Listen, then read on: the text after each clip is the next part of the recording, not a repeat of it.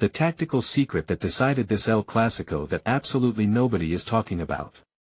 This match will go down in history as the moment when one specific decision changed the entire trajectory of not just the game but potentially the entire La Liga title race. What really happened on that pitch will shock you when you understand the deeper layers of what both managers were attempting to accomplish.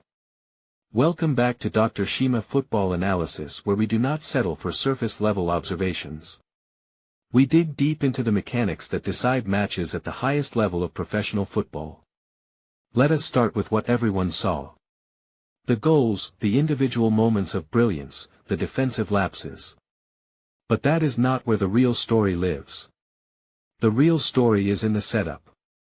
The real story is in how one manager completely neutralized the other team's greatest threat while simultaneously creating vulnerabilities that could not be exploited.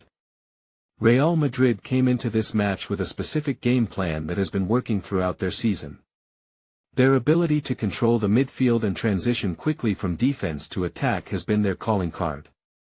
Barcelona, on the other hand, was looking to dominate possession and create numerical superiority in dangerous areas.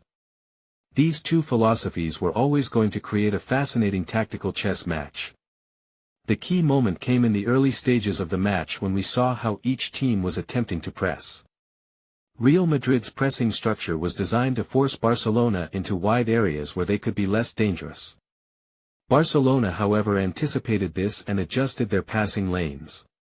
This cat-and-mouse game between the two sides fundamentally shaped how the match would unfold. What stood out to Dr. Shima was the positioning of the fullbacks. Real Madrid's fullbacks were given very specific instructions about when to push forward and when to tuck in.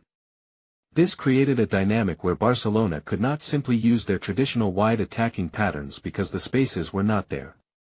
Barcelona responded by trying to create overloads in midfield, but this exposed them to counter-attacking opportunities that Real Madrid executed with precision.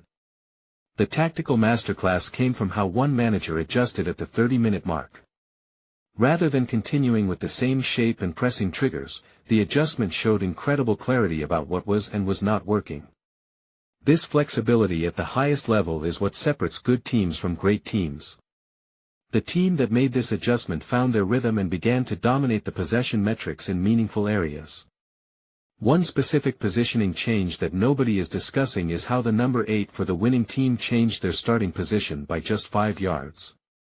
This small adjustment in pressing triggers and defensive positioning created a domino effect across the entire team. Suddenly passes that were available became unavailable. Running lanes that seemed open suddenly had coverage. This is the granular level of tactical detail that decides El Clasico matches. Barcelona struggled to adapt to this change because their entire attacking structure relies on specific patterns of play that were disrupted. When a team built on possession and rhythm suddenly cannot find that rhythm, frustration sets in. We saw this manifest in several instances where players were making uncharacteristic decisions out of desperation to regain control of the match. The defensive organization of the winning team was nothing short of exceptional. They maintained their shape even when under sustained pressure. They prevented Barcelona from getting the ball into dangerous areas through intelligent pressing and positioning. The number 4 and number 5 of the winning team worked in beautiful synchronization, always maintaining the correct distance and angle to prevent penetrative passes.